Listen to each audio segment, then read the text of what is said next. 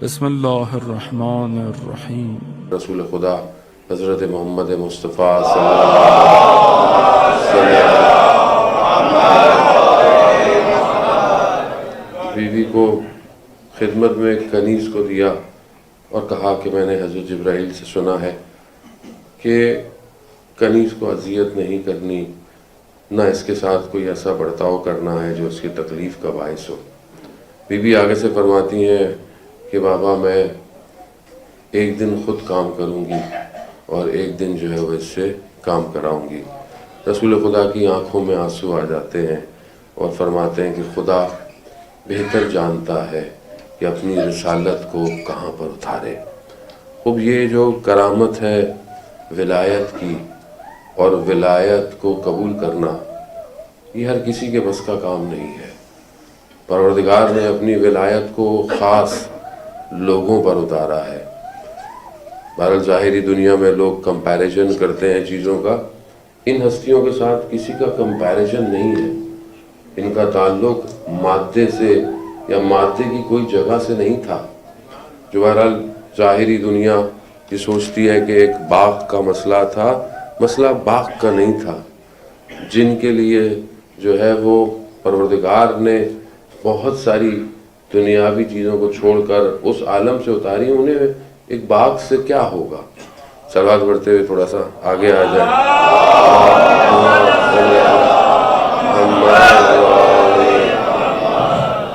وہ پروردگار بہتر جانتا ہے، کیونکہ بہرحال ان کو ظاہری چیزیں ان کے لیے کوئی معنی نہیں رکھتی تھیں کہ جن کے لیے پروردگار جو ہے وہ بحث سے چیزوں کو اتارے۔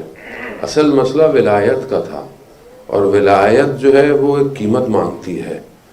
آج ہمارے لیے بھی یہی ہے کہ ہم جس ولایت کے اوپر گامزن ہے، ولایت ہم سے بھی قیمت مانگتی ہے۔ ولایت جو ہے وہ اتنے آرام سے اور سستے طریقے سے حاصل نہیں ہوتی۔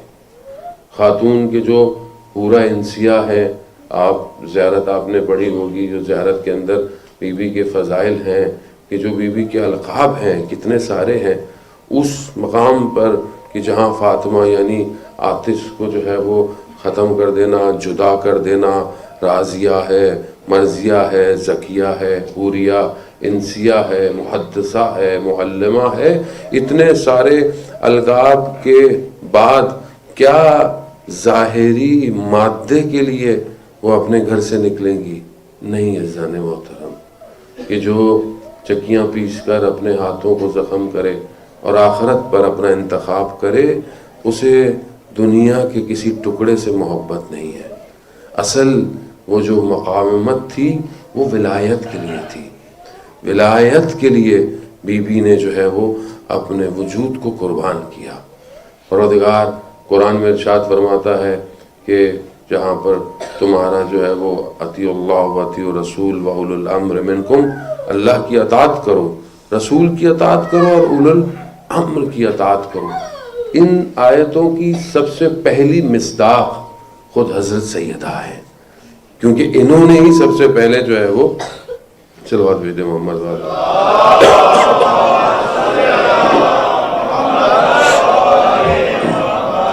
انہوں نے سب سے پہلے ان آیتوں پر اپنے وجود کو عمل کر کے دکھایا ہے، کیونکہ ظاہر ہے اولو الامر کون ہے رسول کے بعد؟ مولا کائنات ہے۔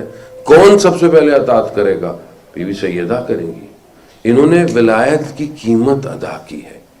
آج ہم جس دور کے اندر زندہ ہیں، جو کہ مادی ہے، میٹلسٹک ورلڈ ہے، خوب آج ہم اپنے اس دور میں ولایت کی کیا قیمت ادا کر رہے ہیں، مگر کیا ہم اللہ کے ولی کا انتظار نہیں کر رہے؟ کیا آج اللہ کے ولی کو اس کا حق دے دیا گیا ہے؟ جو بی بی مدینہ کے 40 دن تک گھروں کو کھٹکا سکتی ہیں، ہم نے اپنے وقت کے امام کے لیے کتنے گھروں کو کھٹکھٹایا ہے، کتنوں کو یاد دلایا ہے کہ امام جو ہے وہ انتظار کر رہا ہے۔ تو عزیزان محترم، یہ ولایت کیسے ظہور کرے ہمارے وجود پہ، کہ جب تک ہم اپنے آپ کو ان کی سیرت کی طرف متوجہ نہیں کرائیں گے۔ شیطان جو ہے وہ خود جو ہے وہ کہتا ہے کہ میں صراط پر بیٹھ کر تمہیں گمراہ کروں گا۔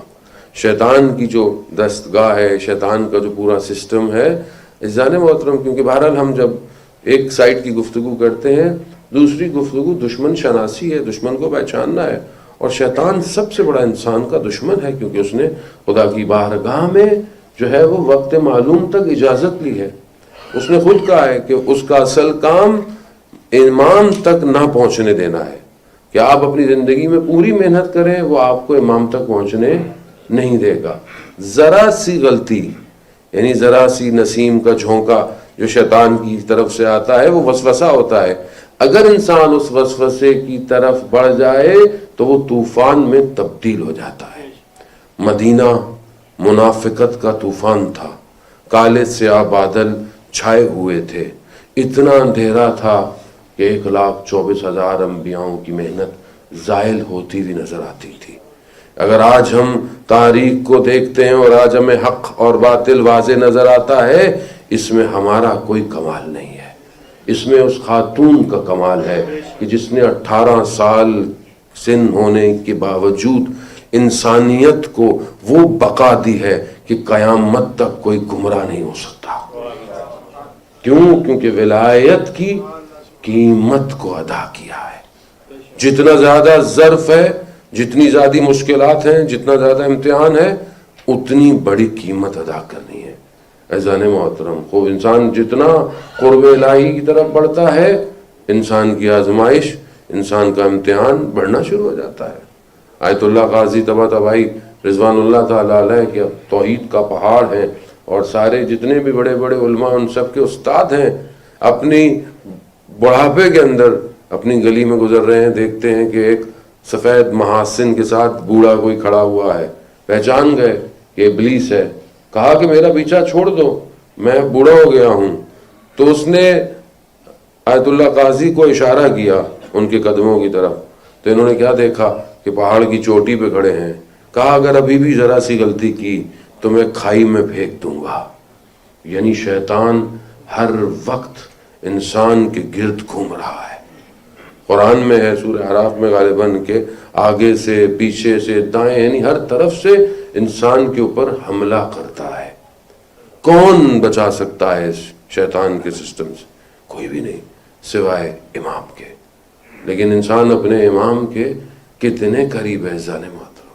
اس خاتون نے اپنا ایسا کردار ادا کیا کہ انسان قیامت تک اپنے امام سے جڑ کر رہے گا.